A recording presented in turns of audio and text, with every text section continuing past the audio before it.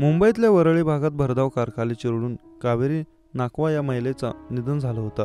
या घटनेनंतर बुधवारी मुख्यमंत्री एकनाथ शिंदे यांनी पीडित कुटुंबाला मुख्यमंत्री सहायता निधीतून 10 लाख रुपयांची आर्थिक मदत देण्याची घोषणा केली। मुख्यमंत्री एकनाथ शिंदे यांनी मुंबईत कोस्टल रोडची पाहणी केली। या पाहणीनंतर त्यांनी माध्यमांशी संवाद साधला।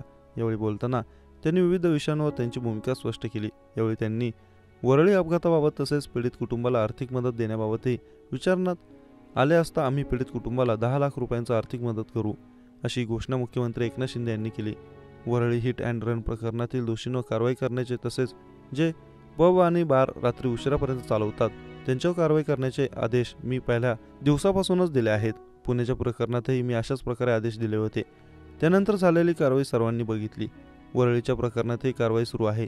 जे अवैध काम करतील त्यांच्यावर कारवाई केली जाईल, असे शिंदे म्हणाले। पीडित कुटुंबाला आर्थिक मदत देणार का असे विचारलं असता मुख्यमंत्र्यांनी आम्ही पीडित कुटुंबाच्याच बरोबर आहोत, ते आमच्याच परिवारातील सदस्य आहेत, असे मुख्यमंत्री शिंदे म्हणाले।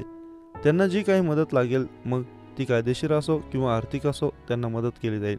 त्यांना मुख्यमंत्री सहायता निधीतून 10 लाख रुपयांची आर्थिक मदत दिली जाईल, अशी घोषणा त्यांनी केली। दरम्यान या वरळी हिट अँड रन अपघात प्रकरणी याआधी बोलताना मुख्यमंत्री एकनाथ शिंदे यांनी मी मुख्यमंत्री असेपर्यंत कोणालाही पाठीशी घालणार नसल्याचं म्हटलं होतं।